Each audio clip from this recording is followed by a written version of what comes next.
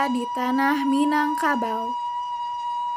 Perang Padri merupakan peperangan yang terjadi di Sumatera Barat, tepatnya di wilayah Kerajaan Pagaruyung pada 1803 sampai 1838. Perang Padri awalnya terjadi karena adanya perbedaan prinsip mengenai agama antara kaum Padri dengan kaum adat.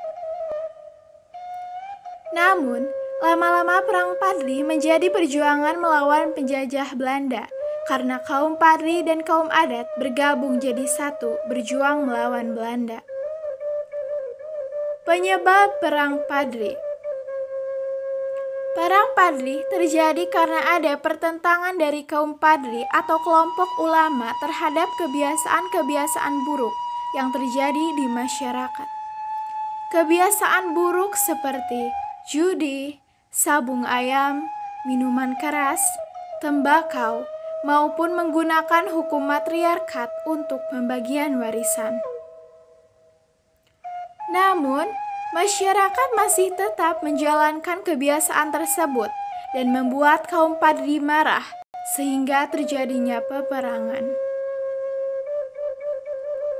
Perang Padri bisa disebut juga sebagai perang saudara, karena dalam perang tersebut melibatkan Minang dan Mandailing.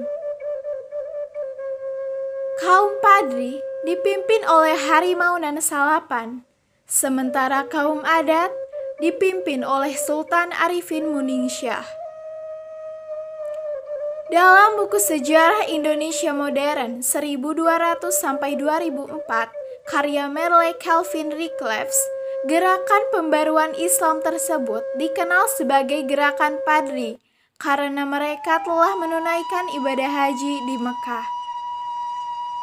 Suatu kelompok yang terdiri dari 3 orang haji kembali ke Minangkabau sekitar 1803 atau 1804. Mereka terilhami oleh penaklukan Mekah oleh kaum pembaharu. Kemudian, mereka ingin memperbaharui masyarakat Minangkabau. Pimpinan-pimpinan utama kaum Padri diberi gelar kehormatan Minangkabau untuk para guru agama, yakni tuanku. Salah satu pemimpin yang paling terkemuka adalah Tuanku Imam Bonjol. Selama Perang Saudara meletus yang ingin melakukan pembaruan, kaum Padri menghadapi perlawanan sengit di tanah datar dan di dataran-dataran rendah. Namun, kaum Padri mampu meraih kemenangan. Pada 1815, sebagian besar keluarga kerajaan Minangkabau terbunuh di tanah datar. Keterlibatan Belanda dalam Perang Saudara tersebut dimulai ketika kaum adat mulai mendesak dan meminta bantuan pada Belanda pada tahun 1821. Mereka menandatangani suatu perjanjian penyerahan Minangkabau kepada Belanda, padahal mereka sudah tidak lagi mempunyai kekuasaan real. Tak lama itu, serangan pertama Belanda dilakukan kepada kaum Padri. Serangan tersebut mampu memukul mundur kaum Padri keluar dari Pagaruyung. Kemudian, Belanda membangun benteng pertahanan di Batu Sangkar dengan nama Fort van der Kapellen. Namun, keterlibatan Belanda membuat keadaan semakin kacau dan rumit, karena Belanda malah ikut mencampuri urusan kaum adat. Pada tahun 1822, pasukan Belanda yang dipimpin oleh Kapten Gouvinet oleh kaum Padri. Dalam peristiwa itu, Kapten Gouvinet terluka dan tewas. Pada September 1822, Belanda kembali ke Batu Sangkar setelah tertekan oleh serangan kaum Padri yang dipimpin oleh Tuanku Nan Renceh. Pada 1833, kaum adat bergabung dengan kaum Padri dan bersama-sama berjuang melawan Belanda setelah diadakan musyawarah yang menjadi landasan adat bagi orang Minang di zaman modern, yaitu Adaik Basandi Syarak, Syarak Basandi Kitabullah, yang bermakna syariat itu haruslah sesuai dengan syariat, dan syariat itu sesuai dengan Kitabullah. Musyawarah ini dilangsungkan di Puncak Pato, Lintau, Sumatera Barat. Sementara itu, kaum Padri menyusun strategi dan kekuatan di Lintau. Gencatan senjata. Pada Januari 1825, terjadi gencatan senjata dengan adanya perjanjian Masang, karena Belanda menyadari menghadapi peperangan yang berat.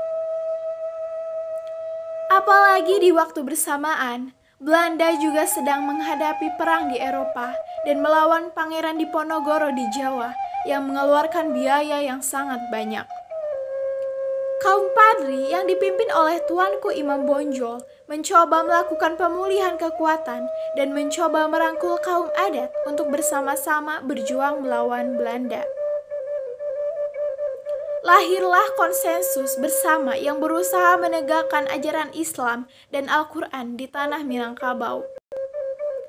Pada 1832, perang kembali terjadi dan kaum Padri dapat dikalahkan meski mendapat bantuan dari Aceh. Pada 1833, Belanda mulai melancarkan serangan-serangan baru. Apalagi menyadari tidak lagi perang melawan kaum Padri, tapi juga seluruh masyarakat Minangkabau. Belanda menutup pesisir barat yang merupakan garis bantuan ekonomi dan pesisir timur yang merupakan pintu gerbang perdagangan Minangkabau. Pada 1837, kota Bonjol yang berbenteng akhirnya dapat direbut. Namun, Tuanku Imam Bonjol mampu melarikan diri tapi kemudian menyerah. Selanjutnya, Tuanku Imam Bonjol diasingkan ke Periangan, kemudian Ambon, dan akhirnya Manado. Perang Padri berakhir pada 1838 di Dalu-Dalu dengan kemenangan Belanda.